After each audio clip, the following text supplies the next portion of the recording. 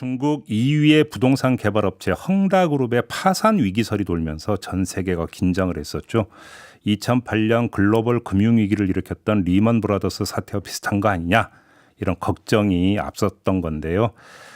한국 경제에 미치는 여파도 당연히 주된 관심거리 아니겠습니까? 자, 그래서 이분 연결해서 좀 도움 말씀 들어보도록 하겠습니다. 신영증권의 김학균 리서치 센터장 연결하겠습니다. 나와 계시죠? 네, 안녕하십니까? 네, 안녕하세요. 자라보고 놀란 가슴 소뚜껑 보고 놀란다고. 네. 헝다그룹은 자랍니까? 소뚜껑입니까? 소뚜껑인 것 같은데요. 그러면 다행인데요. 정말로요? 예, 헝다라고 하는 그룹이 작은 회사는 아닙니다. 네. 우리나라 재벌식으로 사업을 확장해 가지고요. 예. 금융도 하고 또 헬스케어도 하고 하는 어떻게 보면 이제 큰 기업 집단인데요. 본업은 부동산 개발에서 돈을 번 회사입니다. 예. 부동산 개발로 돈을 벌어서 사업을 확장한 회사인데요. 네. 최근에 중국의 부동산 경기가 조금 안 좋고 또 지금 중국 정부가 온갖 기업들에 대해서 많이 규제를 하고 간섭을 하고 있지 않습니까? 네. 그래서 중국 정부가 부동산 쪽으로 들어가고 있는 어떤 대출에 대해서 규제를 얘기를 하니까 돈줄이 끊기면서 부도 위기에 내몰리고 우리 그 추석 연휴 기간 동안에는 글로벌 그 증시에서도 굉장히 좀 화제가 많이 됐던 일입니다. 일단은 좀 이제 돌아오는 이자를 막느냐 못 막느냐 이게 이제 관심사일 때는 어제는 넘긴 겁니까? 네, 어저께는 이자를 지불을 한 것 같고요. 예. 어저께 홍콩 증시에서도 헝다그룹 주가가 17%나 급등을 했으니까 예. 어쨌든 아주 급한 불은 끄긴 껐는데 근데 제가 앞서 말씀드린 것처럼 지금은 이제 중국이 여러 가지 경제 활동이 시장에서 결정이 되기보다는 정부가 많이 개입을 하는데 관치 경제 측면이 좀 강하죠. 예. 그렇죠. 이제 정부 눈밖에 났다라고 하는 건 분명하기 때문에 이 회사가 단기적으로 이자가 팠다고 하더라도 앞으로 어떻게 될 거냐 여기에 대해서는 여전히 불확실성이 크다고 생각이 됩니다. 근데 왜 정부 눈밖에 난 거예요, 헝다그룹은? 이걸 어떻게 추론할 수밖에 없는데요. 제 생각에는 중국이 지금 공동 부유 이런 이야기 하지 않습니까? 네. 어떻게 보면은 이제 시장에서 능력에 따라 돈 버는 것보다는 굉장히 평등하게 살자라고 하는 사회주의적인 이념 자체가 굉장히 강한데요. 지금 우리나라도 집값이 올라서 문제인데 중국도 마찬가지입니다. 아하. 그래서 경제적 자원이 부동산 쪽으로 돈 버는 게 정당하냐라고 하는 거에 대해서 중국 정부가 문제의식을 가졌을 개연성이 있고요. 예. 또 두 번째는 지금 미중 간의 갈등이 벌어지면서 어떻게 보면 경제에서는 기술과 관련된 경쟁을 벌이고 있는데 헝다는 부동산 어떤 개발 회사이기도 하고 앞서 말씀드린 것처럼 사업을 굉장히 많이 벌렸는데요. 예. 저는 헝다라고 하는 그룹을 처음 알게 된 게 축구를 통해서 알게 됐습니다. 중국이 축구 못하지 않습니까?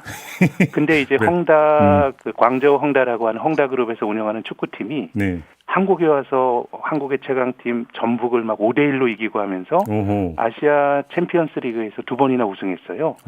다 외국인들 브라질 용병들 사와가지고 축구에서 성적을 냈는데 중국 당국의 입장에서 보면 경제적 자원을 이런 식으로 무분별하게 문어발식으로 확장한다라고 한다는 생각을 가질 수도 있었기 때문에 제 생각에는 부동산 개발이라고 하는 사업의 속성 그리고 과도한 사업 다각화가 중국 정부의 눈밖에 난 원인이 아닌가 저는 그렇게 보고 있습니다. 근데 시진핑도 축구는 좋아한다고 하던데 아무튼. 네. 그러게 말입니다. 아무튼.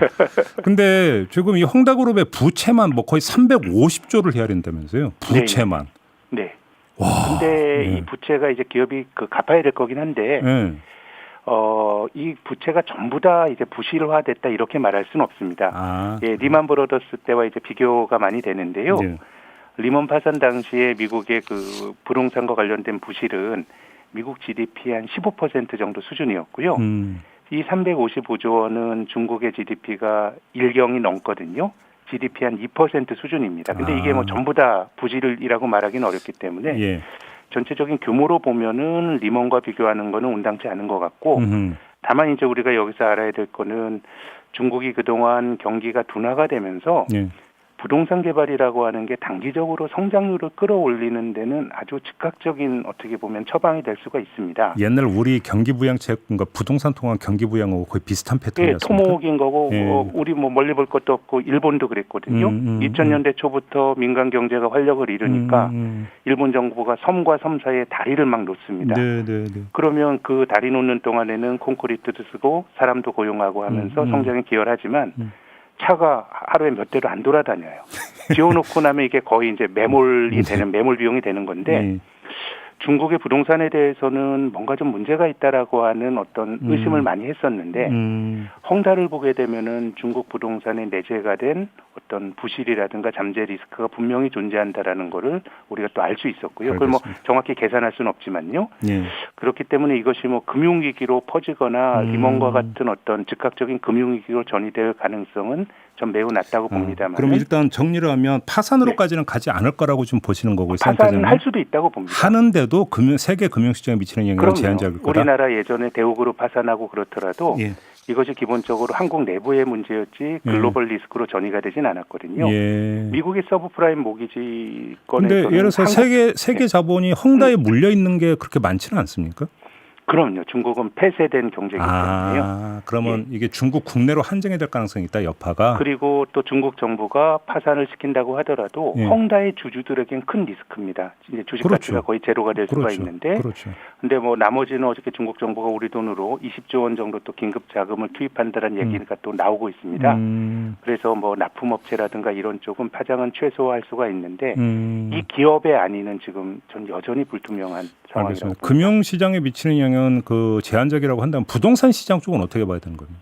그것도 기본적으로 부동산 시장은 로컬 이슈입니다. 그것이 다른 쪽으로 많이 확산은 안 되기 때문에. 근데 이제 우리나라처럼 중국 경제에 대한 의존도가 그래도 높은 나라는 중국이 그래도 부동산으로 경기 부양하면서 6% 성장을 맞추면서 끌어왔는데 이런 것들에 뭔가 이제 중국 경제 잠재적 부실이 또 드러나고 있기 때문에 금융 쪽에서의 한국이 타격을 받는다기보다는 중국 경제에 대한 의존도가 높은 한국 입장에서는 장기적인 성장이라든가 수출이라든가 이런 쪽은 분명히 부정적인 영향이 있을 걸로 보입니다. 그럼에도 불구하고 헝다는 자라는 아니라 소뚜껑이다 이렇게 말씀하셨습니다. 네, 그렇습니다. 그렇게 정리하겠습니다. 고맙습니다, 센터장님. 네, 감사합니다. 네, 신영증권의 김학균 리서치 센터장이었습니다.